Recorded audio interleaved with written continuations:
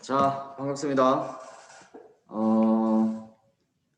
이번 주에 배웠던 소설 이론들을 바탕으로 해가지고 오늘은 김유정 작가의 동백꽃이라는 작품하고 박완서 작가의 자전거 도둑이라는 작품, 두 작품을 한번 배워보도록 하겠습니다.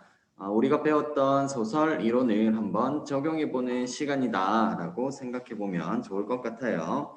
자, 교재 페이지는 38페이지입니다. 38페이지에 김요정 작가의 동백꽃이라는 소설 일부가 실려 있어요. 그래서 이 일부를 읽고 어떤 내용인지 그리고 어떤 소설 이론을 적용할 수 있을지 같이 한번 보도록 하겠습니다. 자, 먼저 알맹이 콕콕 38페이지 오른쪽에 있는 알맹이 콕콕 먼저 한번 보고 넘어갈게요. 자, 첫 번째는 이 작품의 갈래를 보시면 현대 소설입니다. 1900년대 초에 지어진 작품이고요. 이 작품에 나타나 있는 배경도 1900년대 초를 배경으로 하고 있습니다. 그 다음 단편 소설이에요. 길이가 짧은 편입니다. 그래서 단편 소설, 길면 장편 소설이라고 합니다. 그 다음 순수 소설이에요. 청춘 남녀, 소년과 소녀의 순수한 사랑을 다루고 있는 작품이기 때문에 순수 소설이다라고 볼 수가 있겠습니다. 그 다음 이 작품의 성격을 보시면 토속적이라고 되어 있죠. 자, 그 시에서도 그렇고 소설에서도 작품의 성격을 토속적이다라고 하면 시골 느낌이 난다거나 혹은 고향의 정취를 느낄 수 있을 때 토속적이다라고 표현을 하는 거예요. 그 다음 서정적이다. 서정적이다라는 것은 우리가 시를 배울 때 자주 접했던 내용인데요. 어떤 솔직한 자신의 감정이 드러날 때 서정적이다라고 표현을 하는데 이 작품도 굉장히 서정적인 느낌을 줍니다.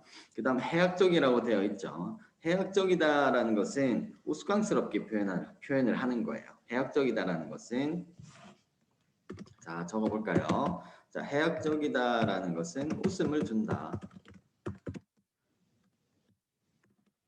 라는 의미로 해석하시면 됩니다. 그래서 재미있다 이렇게 생각해 보시면 될 것 같아요. 자, 그 다음 이 작품의 시점은 1인칭 주인공 시점입니다.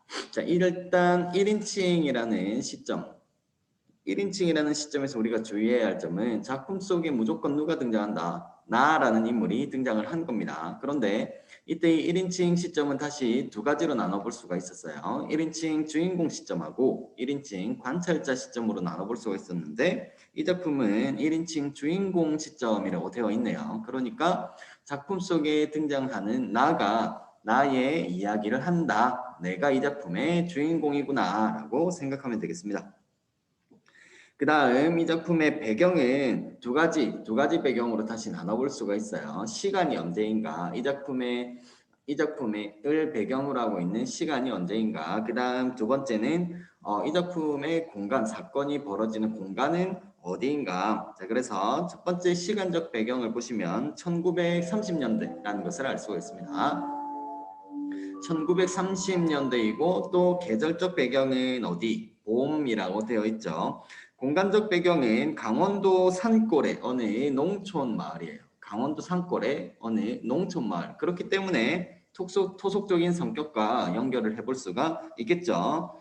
자, 제재는 우리가 시할 때도 배웠었지만 작품의 주요 소재 정도로 생각하시면 됩니다. 그래서 무엇을 통해서 주제를 드러내고자 하느냐? 바로 사춘기 남녀의 사랑을 다루고 있습니다. 사춘기 시기니까 상대적으로 나이가 조금 어리다라고 볼 수가 있겠죠. 그렇기 때문에 조금 더 순수한 감정을 드러낼 수가 있게 되는 거예요. 자, 그 다음은 주제입니다. 시골 소년 소녀의 순박한 사랑을 다루고 있는 작품이구나. 자, 특징은 첫 번째, 토속적인 어휘입니다. 이 작품의 공간적 배경이 강원도 산골이라 그랬잖아요. 그래서 강원도 산골에서 사용하는 어떤 예를 들면 사투리 같은 것들 이런 것들을 사용해서 그리고 비속어를 사용하고 있다고 되어 있는데 비속어는 쉽게 얘기하면 욕 같은 거 생각하시면 됩니다. 이 작품에 실제로 나오는 단어들을 보시면 뭐 2년 전년 하고 있어요. 그래서 비속어를 사용하고 있구나. 그 다음 이를 통해서 무엇과 무엇을 준다. 해악성 그리고 사실성을 준다. 자, 특징 첫 번째에서 여러분들이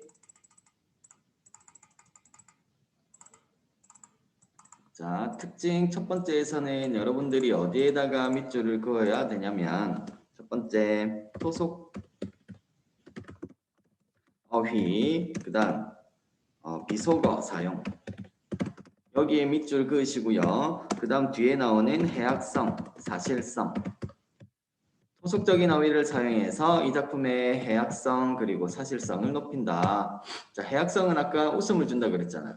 우리가 소설을 읽고 있는데 갑자기 이 작품에 등장하는 소년이 소녀이고 막 2년 전년 하고 있단 말이에요. 그러면 약간 독자들이 이 작품을 보고 웃음을 유발할 수가 있겠죠. 그 다음에 뭐 소년이 소녀가 괴롭혀가지고 막 눈물을 막 쏟는 장면도 나옵니다. 이런 부분을 통해서 해악성을 알 수가 있다.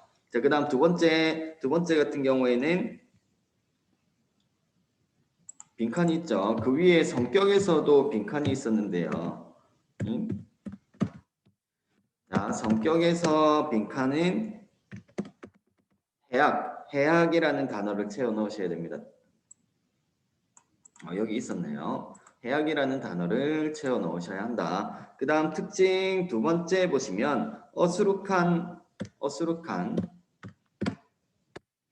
나와 조숙한 점순이 어수룩하다라는 것은 어리바리하다라는 거예요. 나는 이 작품에서 약간 어리바리하고 약간 순박한 소년으로 그려지고 있고요. 점순이 같은 경우에는 조숙하다라고 되어 있죠. 철이 들었다라는 겁니다. 그래서 어수룩한 나와 조숙한 점순이의 성격 대비로 인해서 웃음을 유발하고 있다. 그 다음 여기 특징에는 없는데요. 한 가지만 더 적어 놓겠습니다. 여러분 적어 놓으셔야 돼요. 필기를 하셔야 됩니다.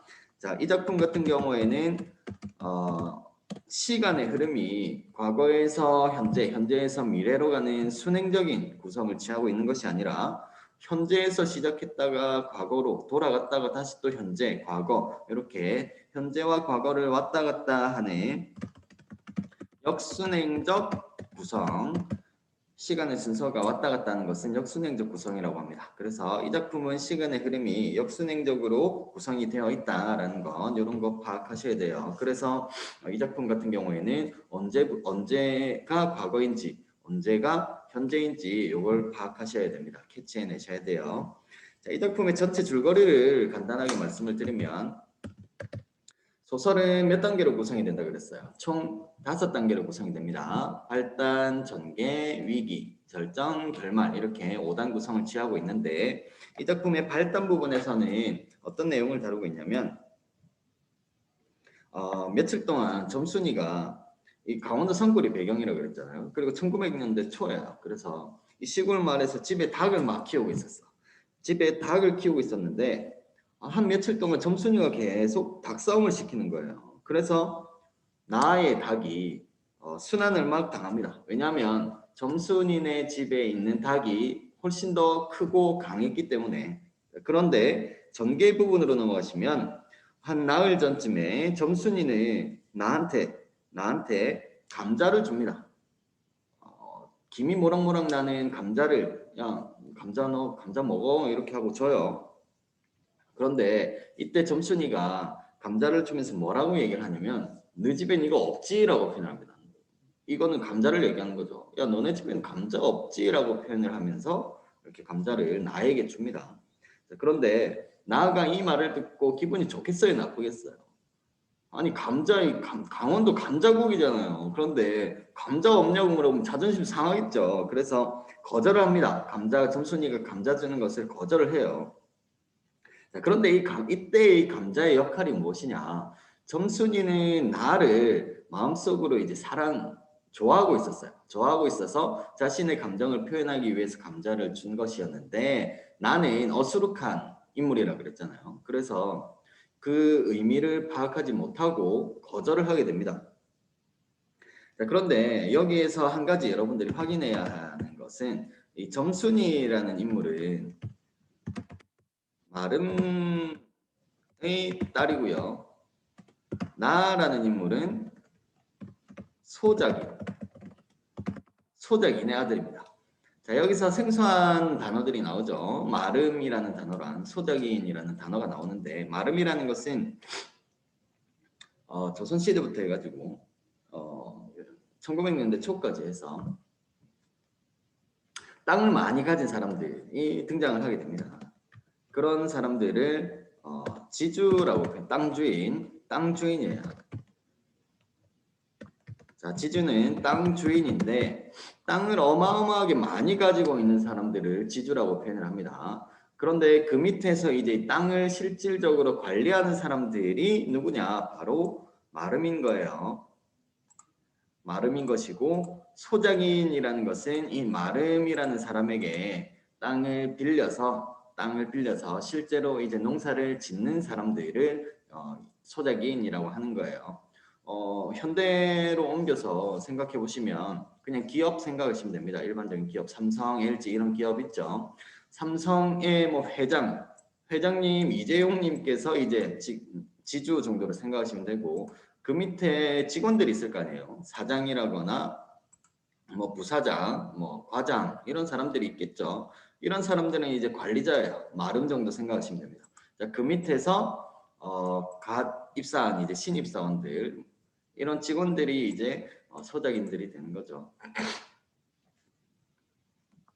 자, 그래서 점순이 같은 경우에는 이 관리인의 딸이었고, 나 같은 경우에는 그 밑에서 이 관리인들에게 땅을 빌려가지고 농사를 짓는 사람이었다. 그런데 이 마름이라는 사람들은 굉장히 그 파워가 강력했습니다. 이 당시에. 마름의 말 한마디에 소작인들은 땅을 얻을 수도 있었고 잃을 수도 있었어요. 그렇기 때문에 소작인들은 마름의 눈치를 볼 수밖에 없는 그런 사회 문화적인 상황을 이해하고 이 작품을 보셔야 된다.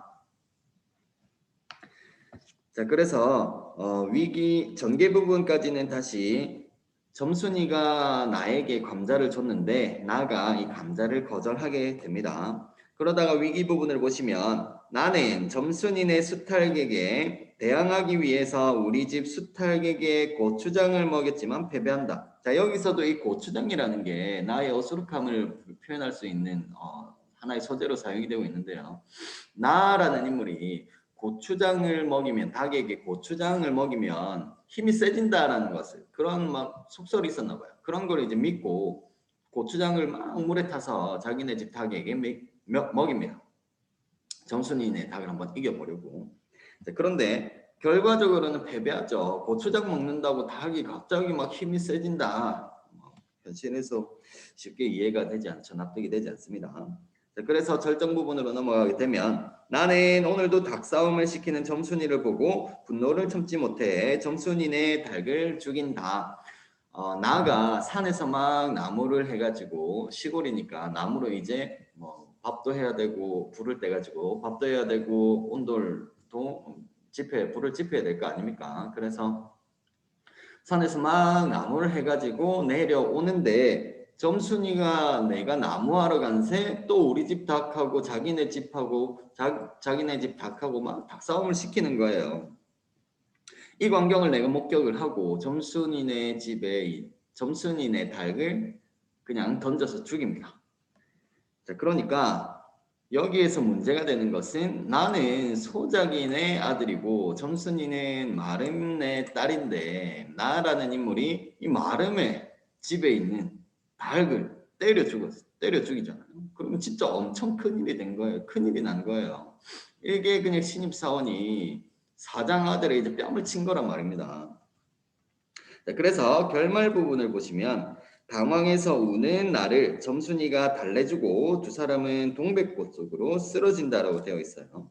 당황한 이유는 이제 큰일이 났다라고 생각이 드는 거죠. 땅을 이제 뺏길 수도 있는 상황이 펼쳐진 거예요. 그러니까 당황을 한 것이고, 이 상황에서 나라는 인물이 눈물을 광광 흘립니다.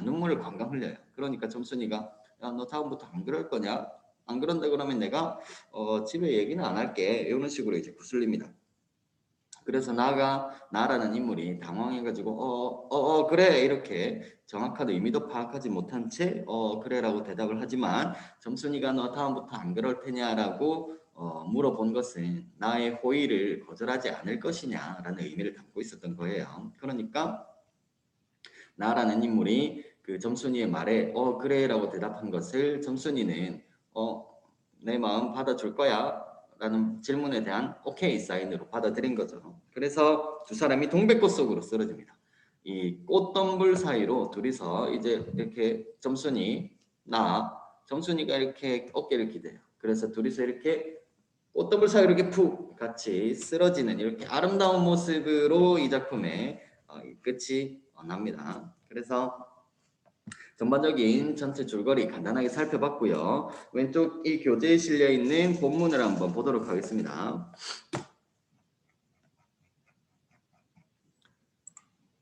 자, 가부터 보겠습니다. 언제 구웠는지 아주 더운 김이 획 비치는 굵은 감자 3개가 손에 뿌듯이 쥐었다. 자, 여기서 이 감자 3개가 굉장히 중요합니다. 여러분들 밑줄 그으시고요. 이 굵은 감자 3개가 의미하는 게 무엇이냐면 점순이라는 인물은 나를 좋아한다 그랬잖아요. 그래서 나에 대한 점순이의 애정, 사랑, 마음 그리고 정성을 표현하는 것이 바로 이 굵은 감자 3개입니다. 여러분 중요합니다. 밑줄 그으시고 밑에다가 적어 놓으십시오. 자, 그런데 이 감자를 나에게 주면서 무엇이라고 얘기를 하냐면 너 집엔 이거 없지라고 얘기를 합니다. 점순이는 자신의 마음을 표현하기 위해서 자신의 마음을 전달하기 위해서 감자를 준비했지만 너 집엔 이거 없지라고 이렇게 말을 하는 바람에 나라는 인물이 어떻겠어요? 자존심이 상하게 됩니다. 자존심이 상해요. 자, 내 집엔 이거 없지? 우리 집을 너무 조금 하찮게 생각한다라고 생각을 했던 거죠. 그래서 자존심이 상해합니다. 자, 하고 생생 있는 큰 소리를 하고는 제가 준 것을 남이 알면은 큰일 날 테니 여기서 얼른 먹어버리란다. 그리고 또 하는 소리가 야, 너 봄감자가 맛있단다 라고 얘기를 해요. 그러니까 나가 이제 대답을 하는 거예요. 나는 감자 안 먹는다. 너나 먹어라. 자, 라고 해서 일단 거절을 하죠. 나는 고개도 돌리지 않고 라고 되어 있어요. 여러분 나가 나왔어요. 작품 속에 나가 등장을 했다. 자, 나가 등장을 하면 일단 시점이 몇 인칭이라고 그랬어요. 무조건 나가 등장하면 1인칭이라고 그랬어요. 그런데 이 작품에서는 나가 나의 이야기를 독자들에게 들려주는 거예요. 그러니까 내가 이 작품의 주인공이다. 주인공 시점이 되는 겁니다. 그래서 작품 속에 나가 등장하면 일단 동그라미 쳐서 나가 등장을 하는구나라는 것을 표시를 해 놓으셔야 되겠어요. 자, 그래서 나는 고개도 돌리지 않고 일하던 손으로 그 감자를 도로 어깨너머로 쑥 밀어버렸다. 자, 여기까지 보시면 거절을 한 거죠. 점순이의 의도를 오해한 겁니다. 오해. 그래서 거절을 하게 되고 이게 계기가 되는 거예요. 어떤 계기? 닭싸움의 계기가 되는 겁니다. 점순이가 왜 닭싸움을 시켰냐? 왜냐하면 점순이는 거절을 당해서 화가 난 거예요. 분노하게 된 겁니다. 자, 다시 여기까지 정리해보면 점순이가 나에게 자신의 애정을 드러내는 소재인 감자를 주는데 나가 거절을 하게 됩니다. 거절을 하니까 점순이는 화가 나서 이제 분노를 하게 된다. 여기까지가 이 두 인물의 어떤 감정선이다. 자, 그런데 이렇게 대답을 했더니 그래도 가는 기색이 없고 뿐만 아니라 새근새근하고 심상치 않게 숨소리가 점점 거칠어진다. 이 화가 났다라는 것을 이렇게 숨소리가 거칠어지는 모습을 통해서 표현을 하는 거죠. 점순이가 화가 났다라는 것을 알 수가 있습니다. 자, 그러면 여기에서는 등장인물의 심리를 직접적으로 제시한 거예요? 간접적으로 제시한 거예요? 등장인물의 심리를 간접적으로 제시하고 있는 거죠. 화가 났으면 화가 났다라고 표현을 해야 되는데 숨소리가 점점 거칠어졌다라고 표현을 했죠. 그러니까 직접적인 게 아니라 간접적으로 제시하고 있다. 그 다음 자, 이 사이에 아까 이 가와 나 사이에 어떤 사건이 생기냐면 점순이가 우리 집 닭하고 맨날 닭싸움을 시키는데 우리 집 닭이 맨날 져요. 그래서 한번 이겨보려고 고추장을 먹이는데 고추장을 먹이고 나서 다시 두 집 닭이 싸우지만 결과적으로는 또 우리 집 닭이 패배하는 그런 사건이 이 사이에 가와 나 사이에 생략이 되어 있습니다. 중간중간 생략된 부분이 있어요. 이 지금 교재에 실려 있는 부분은 이 소설의 일부입니다. 일부. 자, 다시 나로 넘어가겠습니다. 필연코 요년이 나의 약을 올리느라고 또 닭을 집어내다가 내가 내려올 길목에다가 쌈을 시켜놓고 저는 그 앞에 앉아서 호두기를 불고 있음에 틀림없으리라. 자, 여기서 요년 누구예요? 요년. 여기서 이 요년은 점순이죠. 요년은 점순입니다. 그런데 무엇을 사용하고 있어요? 요년이라고 해서 비속어를 사용하고 있죠. 그래서 얻을 수 있는 효과는 무엇이다? 독자들에게 웃음을 주죠. 해학성 그리고 실제 어떤 그 당시의 시간적 배경과 그리고 강원도 농촌, 산골의 농촌이라는 공간적 배경을 좀 더 실감나게 우리가 느낄 수가 있단 말입니다. 그래서 사실성을 확인할 수가 있다. 그래서 요년이 나의 약을 올리느라고 또 닭을 집어내다가 길목에다가 싸움을 시켰다는 겁니다. 그 앞에서 호두기를 불고 있다라고 되어 있는데요. 호두기는 풀필이에요. 풀필이. 버들필이라고 밑에 적혀 있죠. 풀필이 불어보신 분들이 계실지 모르겠지만 풀을 긴 풀 있죠. 길고 넓적한 풀 그리고 단단한 풀 이런 것들을 접어가지고 입으로 휘휘 불면 풀필이 소리가 나요. 자, 그래서 그거를 호두기라고 한다. 점순이가 지금 닭싸움을 시켜놓고 호두기 풀피를 옆에서 불고 있으니까 굉장히 뭐 여유로운 모습이 드러나 있는 거죠. 자기네 닭은 강하고 하니까. 그래서 나는 약이 오릅니다. 나는 약이 오를 대로 올라서 두 눈에서 불과 함께 눈물이 퍽 쏟아졌다. 왜 눈물이 쏟아졌어요? 나도 화가 나겠죠. 맨날 우리 집 닭을 괴롭히는 모습을 확인해야 되니까. 분노, 화가 나고요. 그 다음 또 억울한 마음 또 들었을 거예요. 왜 자꾸 우리 집 닭을 아무 이유 없이 이렇게 괴롭히고 있지라는 생각을 나가 가지게 됐을 거예요. 자, 그래서 눈물을 이렇게 쏟게 되는 겁니다. 자, 나무를 하고 내려오는 상황에서 닭싸움을 확인했다 그랬잖아요. 그래서 나무지게도 벗어놓을 새도 없이 그대로 내동댕이 치고는 지게 막대기를 뻗치고 허둥지둥 달려들었다. 가까이 와보니 과연 나의 짐작대로 우리 수탈기 피를 흘리고 거의 빈사지경에 이르렀다. 거의 죽어가고 있었다라는 겁니다.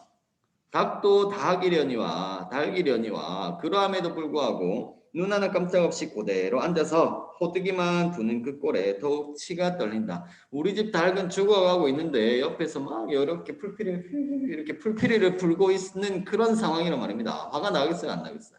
화가 나겠죠. 자, 그래서 다로 넘어가겠습니다. 나는 대뜸 달려들어서 나도 모르는 사이에 큰 수탉을 담매로 때려 엎었다.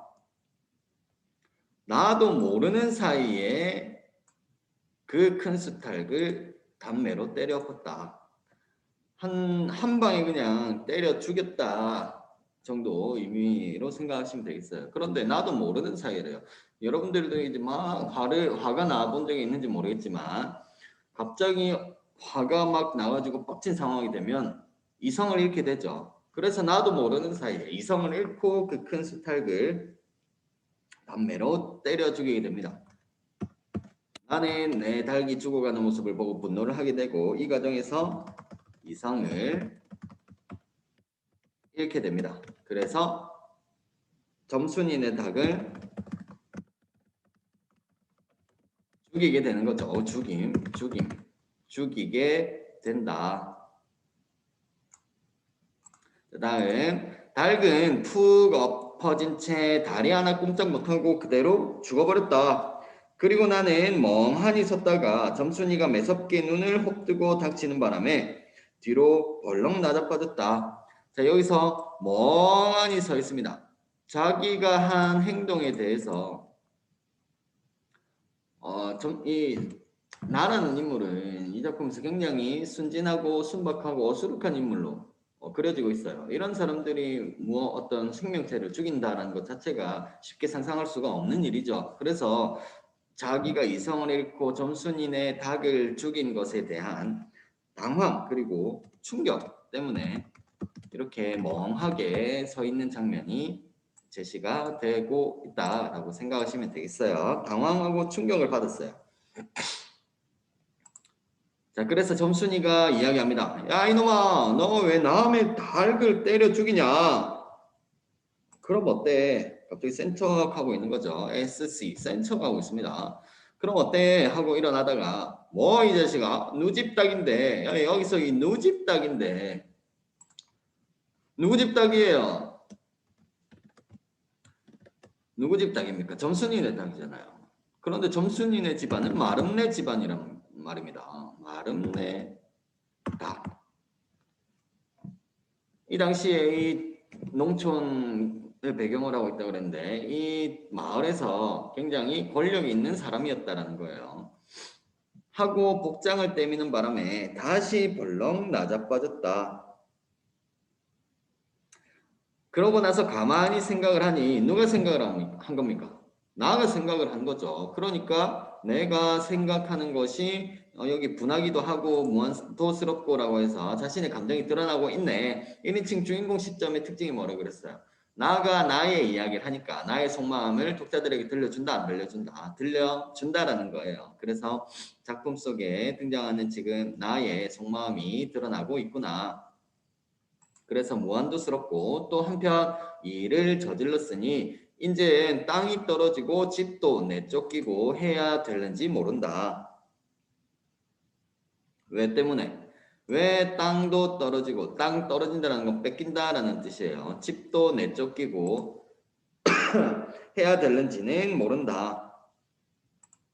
앞에서 점순이가 뭐라 그랬어요? 뭐 이 자식아 누집 닭인데 라고 해서 자기네가 이제 마름네 집안이다라는 것을 한 번 더 상기시켜주죠. 한 번 떠오르게 한 겁니다. 그래서 나가 분하기도 하지만 이제 걱정을 하게 되는 거죠. 그 이유는 다시 마름네 닭을 죽였기 때문에 자 마름네 닭을 죽였기 때문에 집을 뺏길 수도 있고 땅도 뺏길 수가 있다라는 것에 대해서 걱정을 하기 시작했다라는 겁니다. 여러분들 교재에 있는 내용 외에 제가 밑에다가 이렇게 적는 내용 그리고 밑줄 긋고 있는 내용들은 다 밑줄 똑같이 그으시고 필기하셔야 됩니다. 자, 그 다음은 라로 넘어가 보겠습니다. 라. 나는 비슬비슬 일어나며 소매자락으로 눈을 가리고는 얽김에 엉 하고 울음을 놓았다. 자, 여기서도 나라는 인물의 어떤 성격을 확인할 수 있다라고 볼 수가 있을까요? 여기서 왜 울었을까요? 눈물을 흘린 이유는 앞으로 여기 앞에 나와 있는 이 부분 있죠. 이제는 땅이 떨어지고 집도 내쫓기고 해야 될는지 모른다라고 해서 걱정이 들기 시작한 거야. 그러니까 앞으로의 일이 어때요?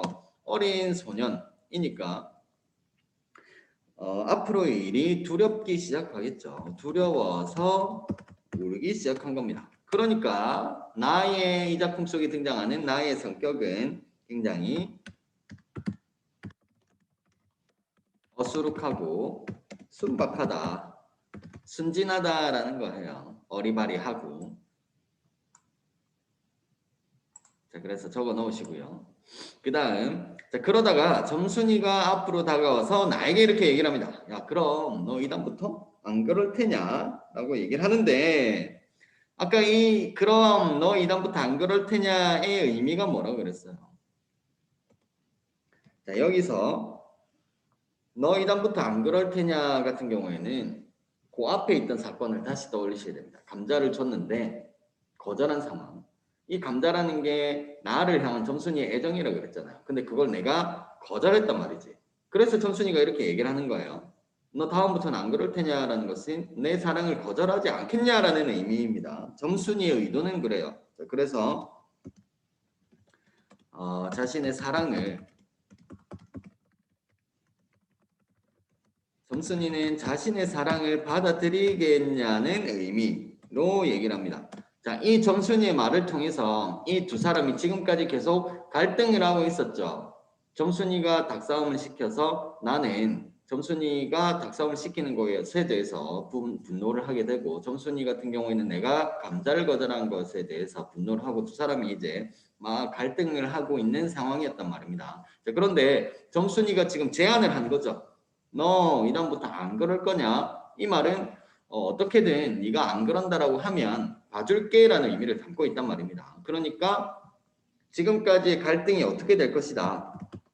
갈등이 해소가 될 것이다. 풀릴 것이다라는 것을 암시, 넌지시 알려주는 그런 역할을 하는 것이 바로 이 점순이의 말이 되겠습니다. 사랑을 받아들이겠냐는 의미를 가지고 있는데 네가 오케이 오오 이렇게 하면 갈등이 해소가 될 것이다. 자, 하고 물을 때야 비로소 살 길을 찾은 듯 싶었다. 나는 눈물을 우선 씻고 뭘 안 그러는지 명색도 모르건만 그래 하고 무턱대고 대답하였다. 여기 이 부분 있죠. 나는 눈물을 우선 씻고 나서 뭘 안 그러는지 명색도 모르건만 지금 나라는 인물은 점순이가 무슨 의도로 이렇게 말을 했는지 안다 모른다. 모르고 있어요. 뭘 안 그러는지 몰라요.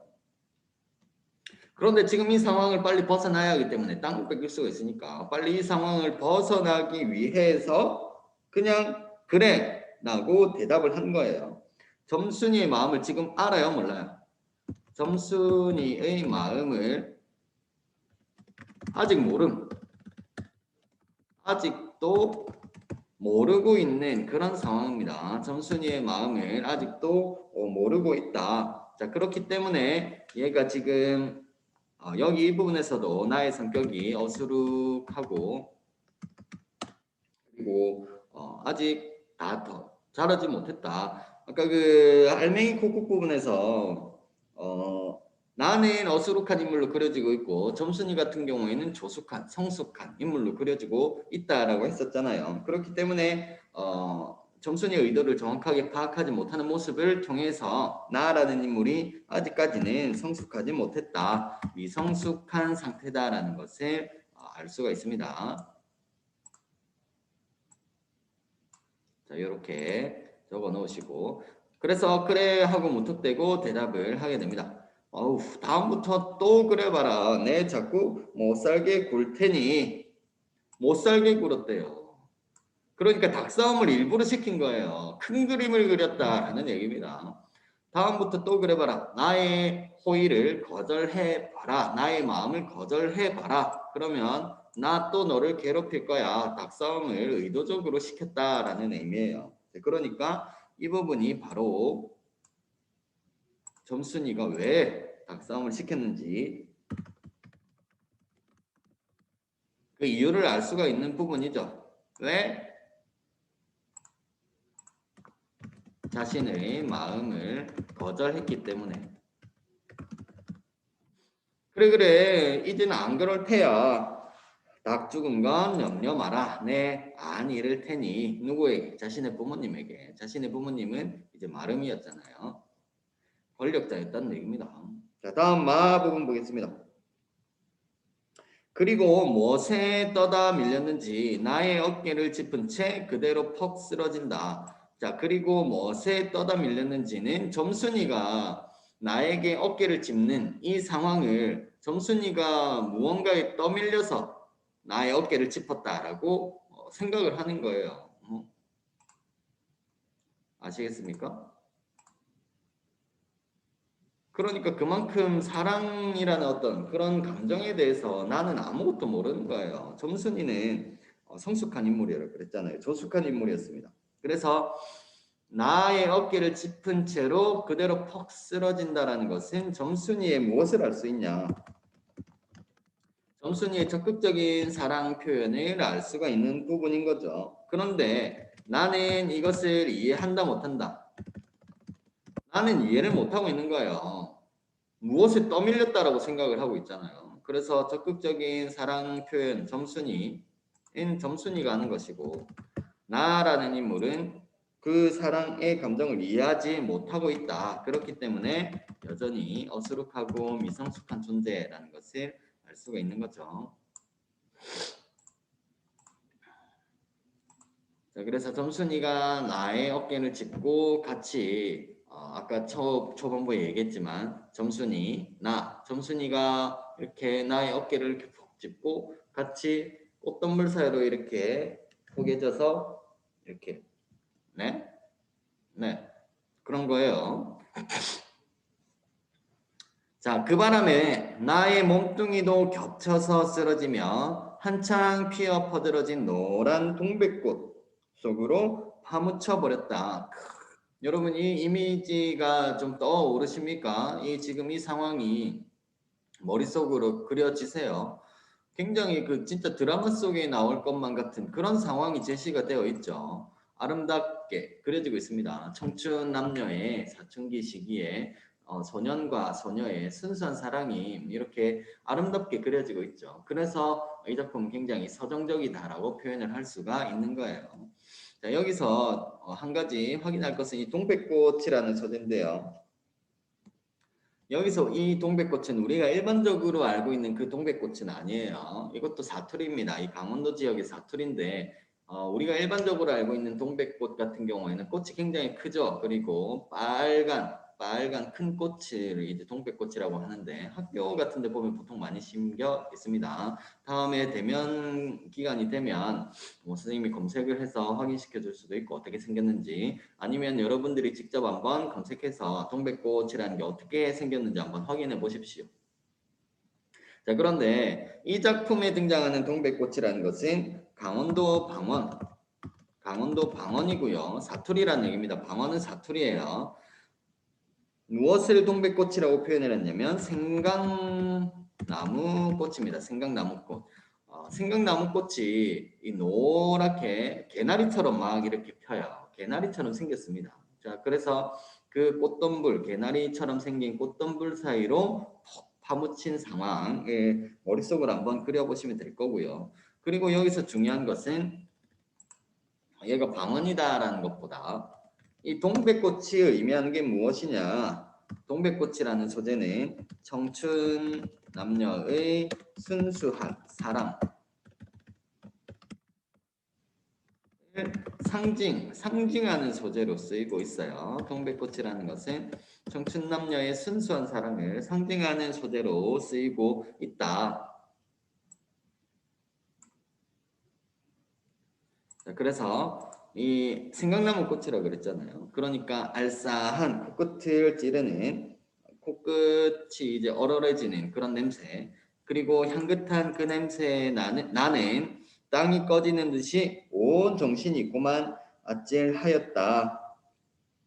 라고 해서 자 마지막 부분에서는 어떤 분위기를 느낄 수가 있을까? 굉장히 서정적이고 낭만적인 느낌을 주죠. 드라마의 한 장면 같지 않습니까? 그래서 낭만적이다. 그리고 이 아름다운 사랑을 낭만적이고 서정적으로 그리고 있는데 어떻게 그리고 있냐?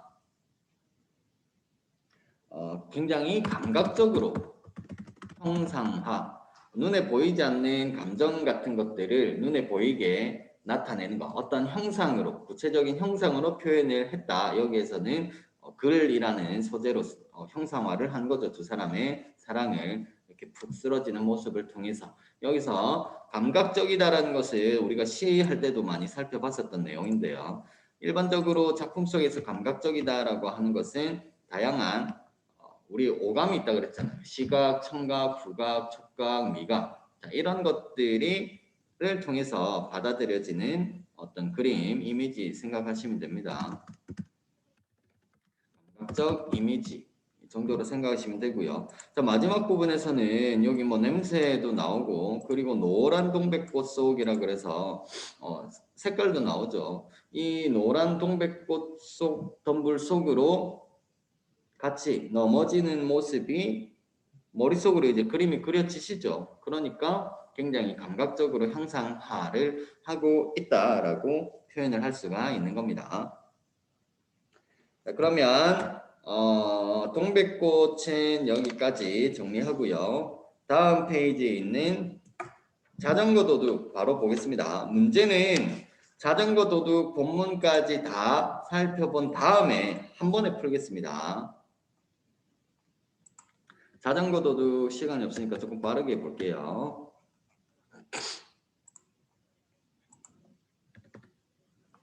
자, 자전거 도둑입니다. 자, 칼렌의 현대소설, 단편소설, 성장소설이에요. 자, 여기 이 작품도 나라는 인물이 등장을 하는데 나라는 인물이 점차적으로 정신적으로 혹은 육체적으로 성장하는 모습이 나타납니다. 그래서 성장소설. 그 다음 성격 같은 경우에는 교훈적이에요. 그리고 사회 비판적입니다. 무엇을 비판하고 있냐면 조금 도덕성이 결여된 사람들이 등장을 하고 그리고 물질적인 이익만을 추구하는 현대인들에 대해서 비판하려는 의도를 가지고 있다.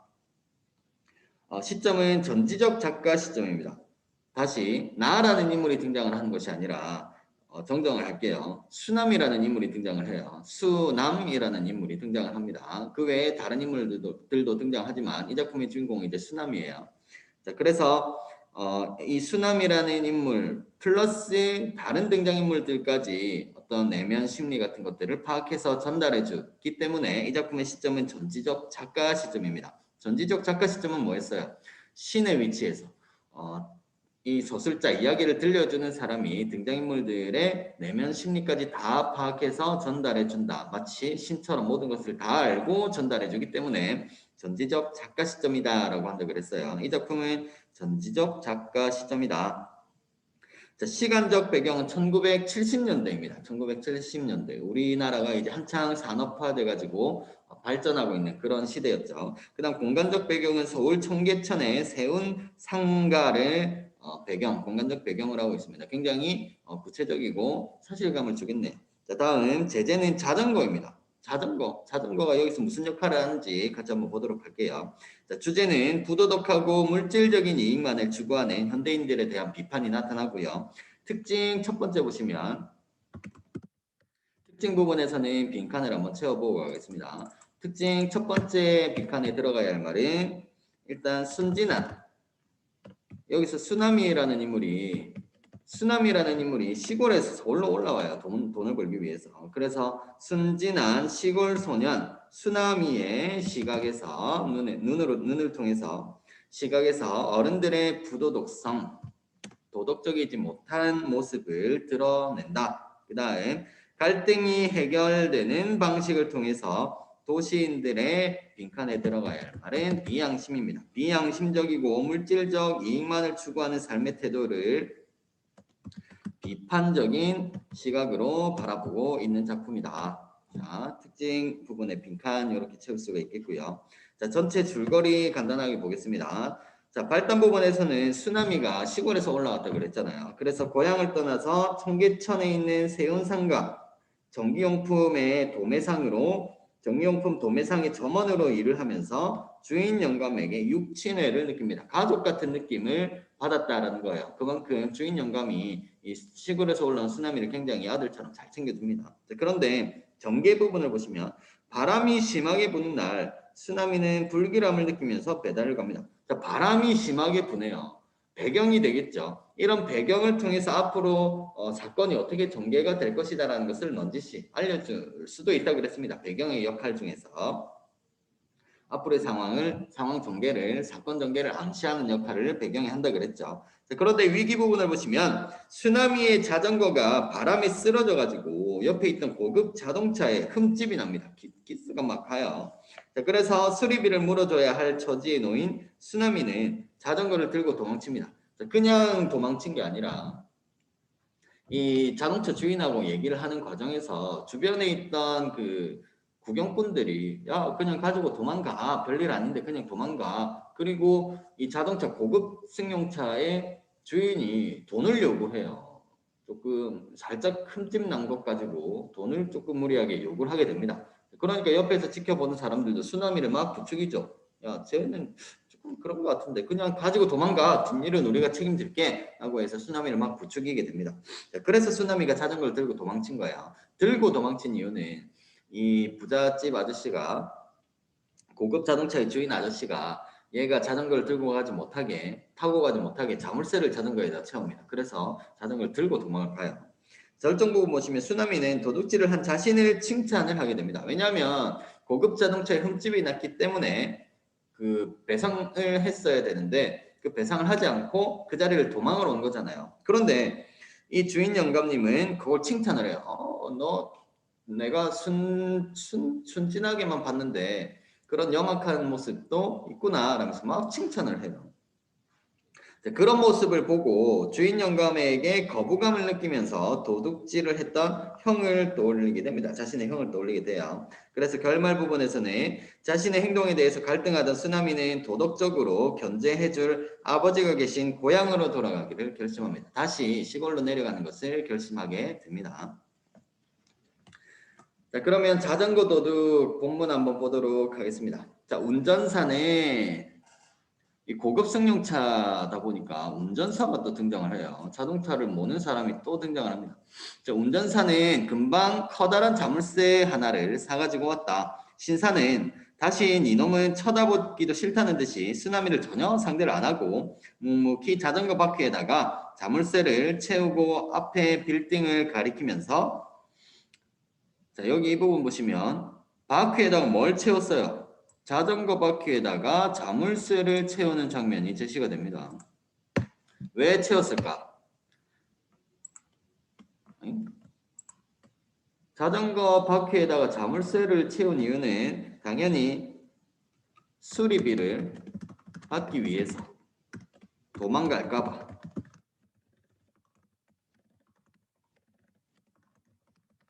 이 정도 이유를 한번 생각해 볼 수가 있겠죠. 흠집 난 거 수리비 받으려고 받아야 되는데 자전거 타고 도망갈까 봐. 그래서 앞에 있는 빌딩을 가리키면서 나 저기 306호실에 있으니까 5,000원 갖고 와. 그러면 열쇠 줄 테니. 자, 요거는 차 주인이 얘기를 한 거예요. 신사, 여기 신사 나오죠. 이분이 차 주인인데요. 5,000원 가지고 오라고 합니다. 그러면 열쇠를 줄 테니까. 그래서 이 부분에서는 신사라는 인물의 성격이 어떻다? 굉장히 인정이 없다. 인정이 없다. 그리고 냉정하다. 신사라는 사람은 인정이 없고 냉정한 인물이다라는 것을 확인할 수가 있겠네요. 인정이 없고 냉정한 인물이다. 하고는 쓰나미를 힐끗 흘겨보고 유유히 빌딩 속으로 사라져갔다. 나로 넘어가겠습니다. 쓰나미는 울지도 못하고 빌지도 못하고 그냥 막연히 서 있었다. 쓰나미는 울지도 못하고 빌지도 못하고 그냥 막연하게 서 있었습니다. 갑자기 자전거를 빼앗기게 된 거죠. 그래서 이때 쓰나미가 그냥 멍하니 서 있는 모습을 통해서 굉장히 당황했다라는 것을 알 수가 있고 또 난감한 상황이죠. 자전거라는 건 이제 배달할 때 써야 되는 도구인데요. 배달도 못하니까 난감하고 막막한 상황이다. 그래서 이걸 사자성어로 진퇴양난, 이러지도 못하고 저러지도 못하는 상황을 진퇴양난이라고 표현을 하죠.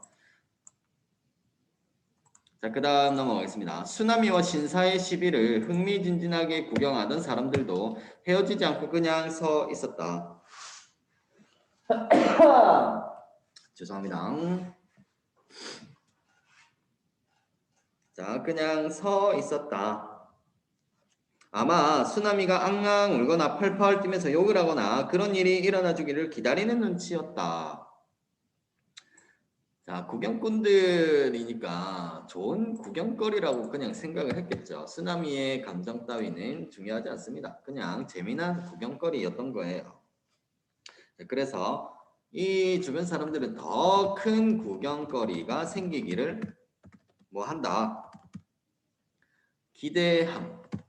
더 큰 구경거리가 생기기를 기대하고 있는 그런 모습이 나옵니다. 굉장히 뭐 조금 그렇죠. 부도덕한 모습, 남들에게 무관심한 현대인들을 비판하고 있다라고 볼 수가 있겠죠. 자, 그래서 쓰나미는 바보가 돼버린 아이처럼 조용히 멍청히 서 있었다. 자, 그런데 옆에서 누군가가 조용히 나직이 속삭입니다. 뭐라고 속삭이냐면 토껴라 토껴, 도망가라는 얘기죠. 토껴라 토껴, 그까짓 것 갖고 토껴라. 자, 주변에서 이렇게 막 얘기를 하기 시작합니다. 자, 이 수남이라는 인물은 굉장히 순진한 순박한 인물로 그려지고 있는데 주변에서 이렇게 얘기를 하니까 한 번도 이 자전거를 가지고 도망갈 생각을 하지 않았는데 주변에서 이렇게 얘기를 하니까 도망가도 되나? 라는 생각을 하게 됩니다. 그러니까 여기에서는 어떤 갈등이 나타나냐? 갈등은 내적 갈등하고 외적 갈등이 있었어요. 주변 사람들의 말을 통해서 내가 내 마음속에서 갈등이 일어나는 거지. 도망을 갈까? 아니면 가지 말까? 그러니까 내적 갈등이에요? 외적 갈등이에요? 내적 갈등이 일어나는 계기. 이 주변 사람들의 토교라는 말을 통해서 내적 갈등이 일어나게 됩니다. 자, 그것은 악마의 속삭임처럼 은밀하고 감미로웠다, 달콤했다라는 얘기예요. 악마의 속삭임.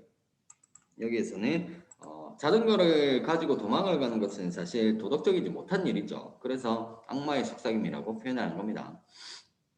자, 쓰나미의 가슴은 크게 뛰었다. 이번에는 좀 더 점잖고 어른스러운 소리가 났다.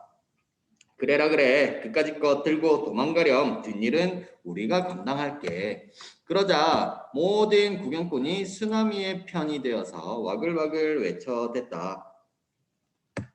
와글와글 외쳐댔어요. 뭐라고 외쳐댔냐면 밑에 나오죠. 도망가라. 어서 자전거를 번쩍 들고 도망가라. 도망가라. 옆에서 막 속삭여 주는 거예요. 그러니까 용기를 줍니다. 용기를 주긴 주는데 무엇을 하는 용기? 자전거를 들고 도망칠 수 있도록 용기를 주는 장면이에요. 주변 사람들이 부추기는 거죠. 자, 그래서 다음 쓰나미는 자기 편이 되어준 많은 사람들을 도저히 배반할 수 없었다. 이상한 용기가 솟았다. 자, 사실 부도덕한 일이라면 다른 사람들이 옆에서 뭐라고 하든 하면 안 되는 행동이죠. 그런데 쓰나미가 뭐라고 생각을 해요? 주변 사람들이 도망가라고 했기 때문에 나는 이 사람들의 생각을 배신할 수가 없어. 배반할 수가 없어. 어쩔 수 없는 거야 라고 생각을 하는 거지. 그러니까 여기서는 자신의 부도덕한 행동을 어떻게 합리화, 어쩔 수 없었어 라고 생각하는 것을 합리화라고 합니다. 자, 이상한 용기가 솟았다. 쓰나미는 자전거를 마치 검부러기처럼 가볍게 옆구리에 끼고 찔품같이 달렸다. 자, 검부러기 밑에 뜻이 나와 있죠. 그냥 낙엽 같은 것들이 날리는 거예요. 가벼운 모습이겠지. 가볍게 옆구리에 끼고 찔품같이 달렸다. 정말이지 조금도 안 무거웠다. 타고 달릴 때보다 더 신나게 달렸다. 자, 이 작품의 제목이 자전거 도둑이었어요. 자, 이 부분 쓰나미는 자전거를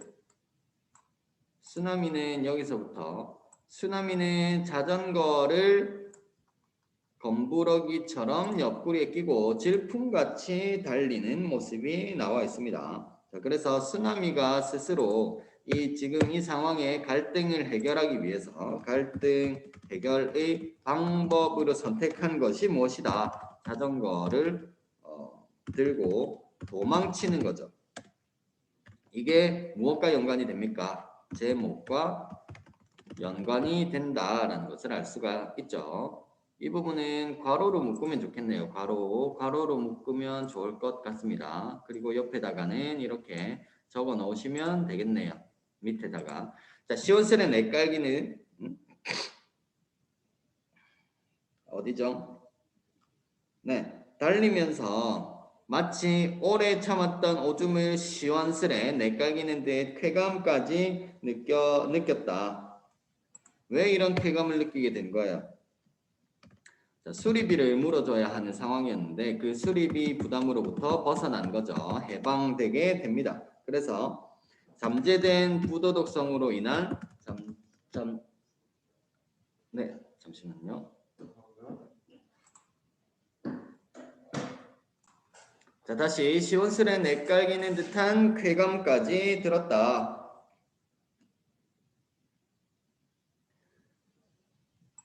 여기서는 자기 속마음 속에 잠재된 무엇이 있었냐, 부도덕성이 있었던 거예요. 그래서 쾌감을 느낀 겁니다.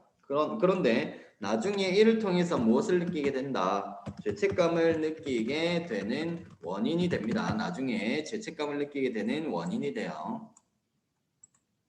자, 마지막 다 부분 보겠습니다. 주인 영감님은 자전거를 옆에 끼고 질풍처럼 달려온 놈을 눈을 휘둥그레 뜨고 바라볼 뿐이었다. 쓰나미가 자전거를 타고 오지 않고 옆에 끼고 이렇게 달려오니까 깜짝 놀랐겠죠. 오늘 바람이 세더니만 필시 이 조그만 놈이 바람에 날아왔나. 설마 그럴 리 없을 텐데 내 눈이 어떻게 된 것인가. 그런 눈치였다. 쓰나미는 너무 숨이 차서 이런 주인 영감님의 궁금증을 시원하게 풀어주지 못하고 한동안 헉헉대기만 한다.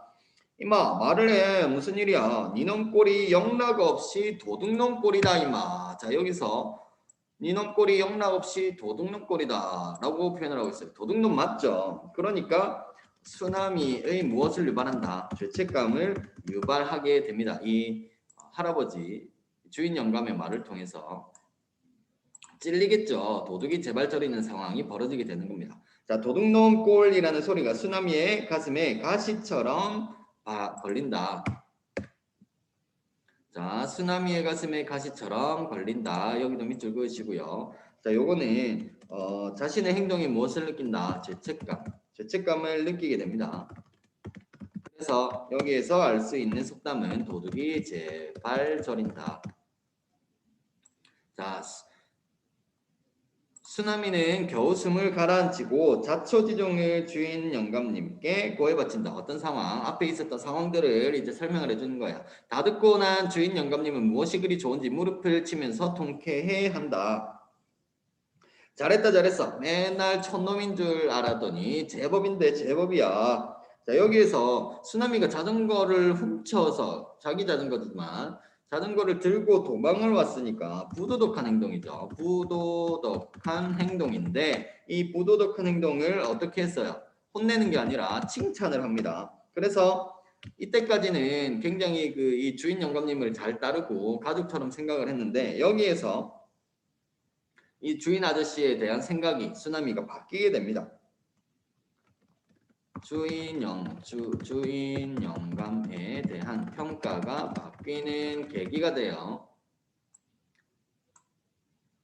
자, 그러고는 가게에서 쓰는 드라이버니 펜치를 가지고 자전거에 채운 자물쇠를 분해하기 시작한다. 엎드려서 그 짓을 하고 있는 주인 영감님의 이 쓰나미의 눈에 흡사 도둑놈 두목 같아 보여서 속으로는 정이 떨어진다. 주인 영감님의 얼굴이 누런 똥빛인 것조차 누런 똥빛.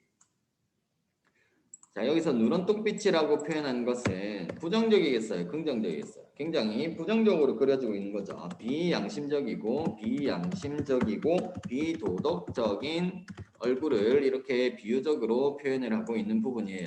자, 그 다음 마지막까지 보시면 누런 똥빛인 것조차 지금 깨달은 것 같아서 속이 메스껍다. 자, 엎드려서부터 여기까지 괄호로 묶으면 되겠네요. 자, 여기까지는 주인 영감에 대한 심리가 긍정적이었는데 부정적으로 바뀌게 되는 계기가 되는 거예요. 다시 고마움에서 어떻게 실망감으로 바뀌게 되는 겁니다. 자신을 거두어 준 것에 대해서 고맙게 생각을 했는데 실망을 하게 되고 또 거부감을 갖게 되고 혐오감을 가지게 되었다.